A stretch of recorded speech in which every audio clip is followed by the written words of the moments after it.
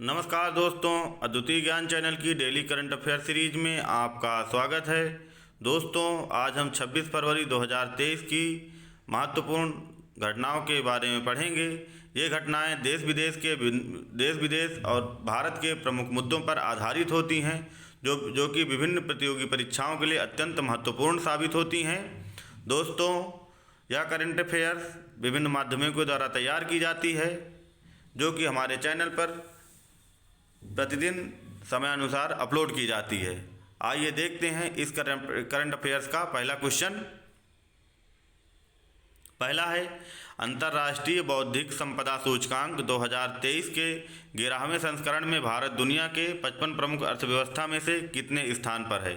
इसका उत्तर होगा भारत 42वें स्थान पर है और इसका स्कोर 38.64 है।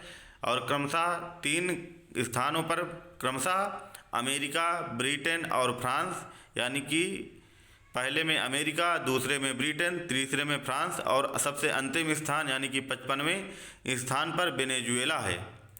तथा यह सूचकांक यूएस चैम्बर ऑफ कॉमर्स के ग्लोबल इनोवेशन पॉलिसी सेंटर द्वारा जारी किया जाता है। अगला है, अपने सभी चालू सीवेज को साफ करने के लिए रोबोटिक तकनीक रोबोट स्क्वेंजर बैंडिक्रूट का उपयोग करने वाला देश का पहला राज्य कौन बना है?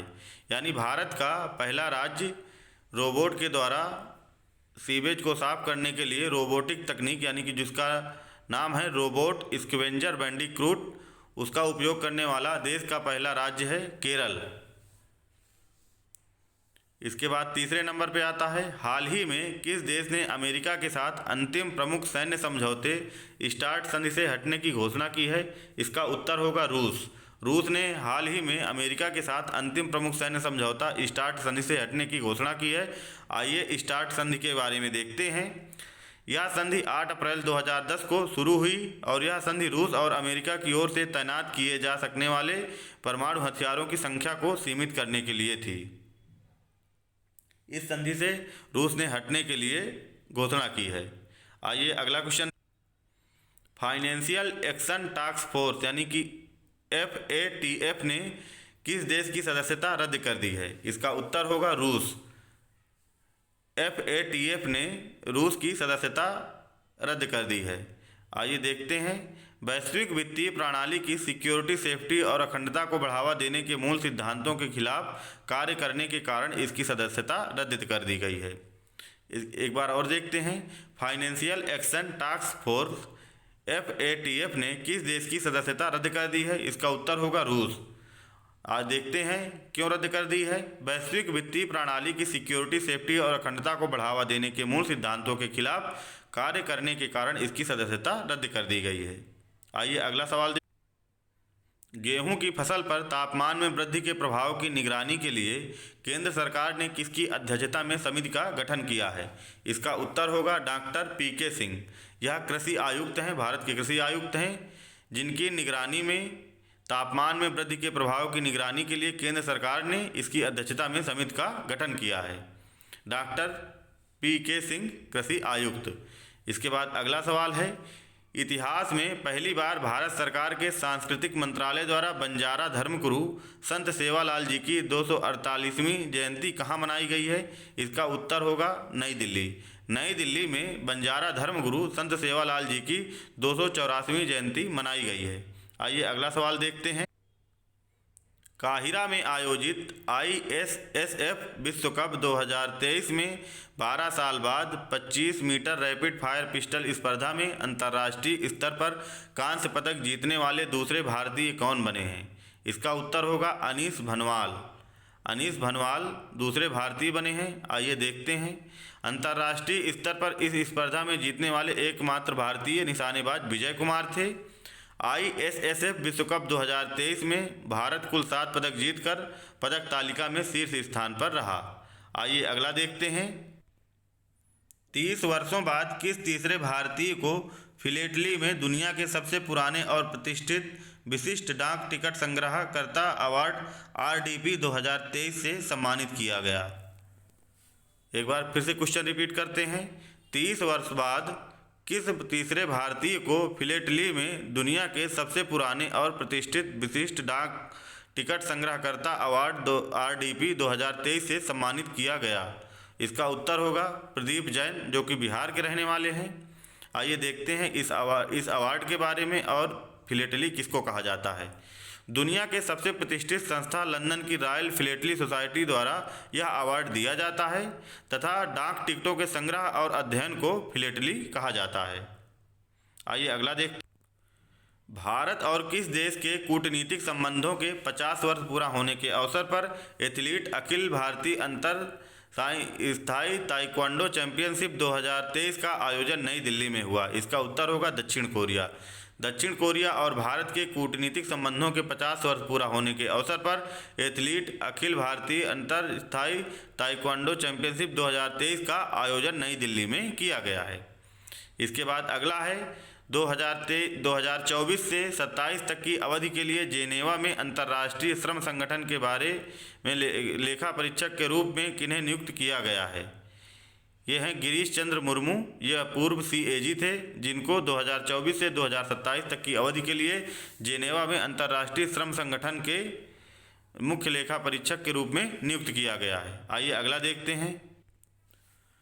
मुंबई में चर्च गेट रेलवे स्टेशन का नाम बदलकर भारतीय रिजर्व बैंक RBI के पहले गवर्नर के नाम पर रखा जाएगा। उनका नाम क्या है? इनका नाम है CD देशमुख। स्टेशन का नाम चिंतामन राव देशमुख स्टेशन होगा, यानी कि CD देशमुख, जिसका फुल फॉर्म है चिंतामन राव देशमुख स्टेशन। पहले इसका नाम Mumbai Churchgate railway station था, इसका नाम बदलकर CD देशमुख स्टेशन किया जाएगा, जिसका फुल फॉर्म है चिंतामन राव देशमुख स्टेशन। इसके बाद अगला है किस देश के राजकुमार जिग्मे नामक ज्ञान वांगचुक उस देश के पहले डिजिटल नागरिक बने? ये है Bhutan. Bhutan national digital identity mobile wallet के साथ जोड़कर देश के पहले डिजिटल नागरिक बने हैं। आज अमेरिका और किस देश द्वारा नवंबर 2021 में संयुक्त रूप से शुरू किए गए agricultural innovation mission for climate में भारत फरवरी 2023 में शामिल हुआ? इसका उत्तर होगा संयुक्त अरब अमीरात। अमेरिका और संयुक्त अरब अमीरात द्वारा नवंबर 2021 में संयुक्त रूप से शुरू किए गए agricultural innovation mission for climate में भारत फरवरी 2023 में शामिल हुआ। इसके बाद अगला है doctor APJ Abdul Kalam life time achievement award 2023 में किस पूर्व सांसद को सम्मानित किया गया? इसका उत्तर होगा TK रंगराजन। यह मार्क्सवादी कम्युनिस्ट पार्टी के सांसद हैं जिनको Abdul Kalam life time achievement award 2023 से सम्मानित किया गया है। आइए अगला देखते। देश में सांसद रत्न पुरस्कार 2023 से कुल 13 सांसदों को सम्मानित किया गया, जिसमें से 8 लोकसभा और 5 राज्यसभा के सदस्य शामिल हैं। आइए इसके बाद अगला फिर सवाल देखते हैं। दुनिया का सबसे बड़ा इलेक्ट्रिकल मेला इलेक्ट्रामा 2023 कहाँ आयोजित हुआ? इसका उत्तर होगा ग्रेटर नोएडा, उत्तर प्रदेश। उत्तर प्रदेश के ग्रेटर नोएडा में दुनिया का सबसे बड़ा इलेक्ट्रिकल मेला इलेक्ट्रामा 2023 आयोजित हुआ।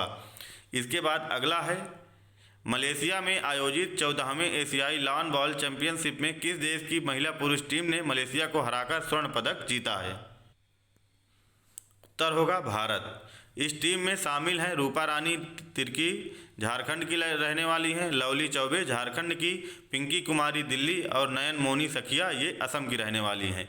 यह एशियाई लॉन बॉल चैंपियनशिप के इतिहास में भारत का कुल चौथा और विमेंस फोर्स इवेंट का दूसरा पदक है। आइए अगला सवाल देख। देश के किस दूसरे बड़े नगर निगम की मेयर महापौर शैली ओबराय बनी हैं? इसका उत्तर होगा दिल्ली। दिल्ली जो कि देश का दूसरा सबसे बड़ा नगर निगम है, उसकी मेयर बनी है महापौर शैली ओबराय तथा इसके डिप्टी मेयर बने हैं अली मोहम्मद इकबाल।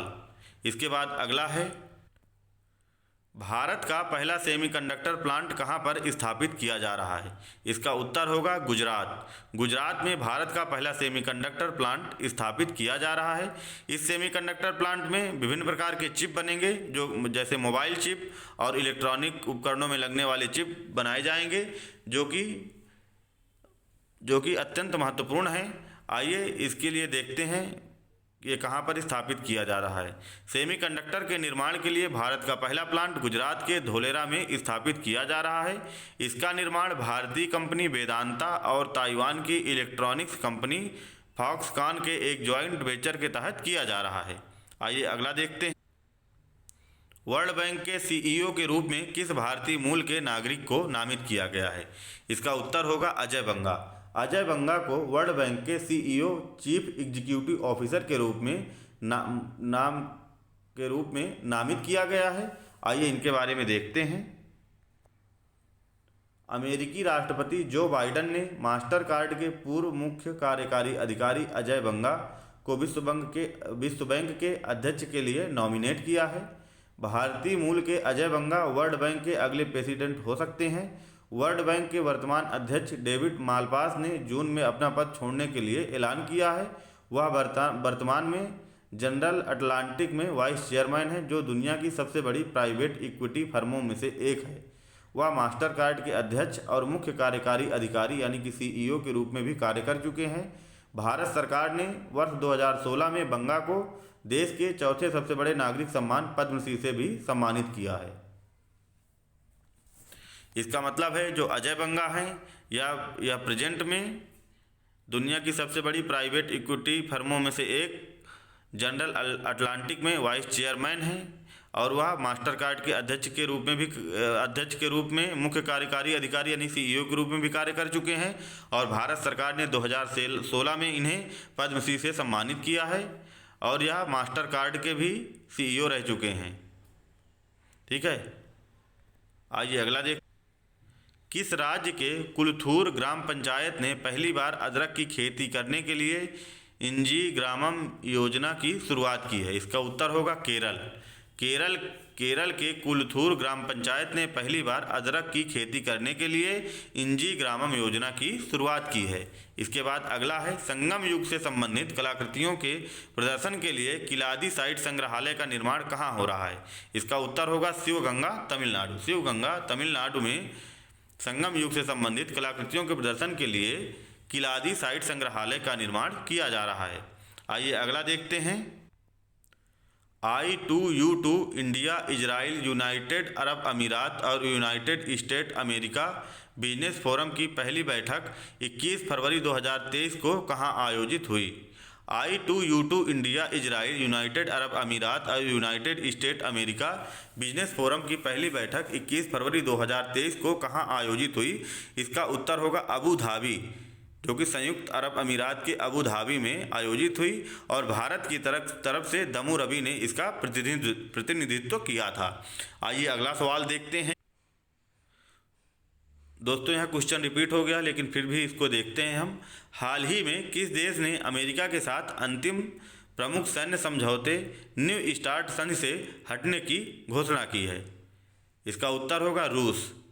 आइए देखते हैं न्यू स्टार्ट संधि के बारे में। 8 अप्रैल 2010 को शुरू हुई अंतिम रूस और अमेरिका की ओर से तैनात किए जा रखने वाले परमाणु हथियारों की संख्या को सीमित करने के लिए थी। दोस्तों 26 फरवरी 2023 की प्रमुख करंट अफेयर्स यहीं पे समाप्त होती हैं। फिर मिलते हैं एक नए वीडियो में, तब तक के लिए नमस्कार, धन्यवाद।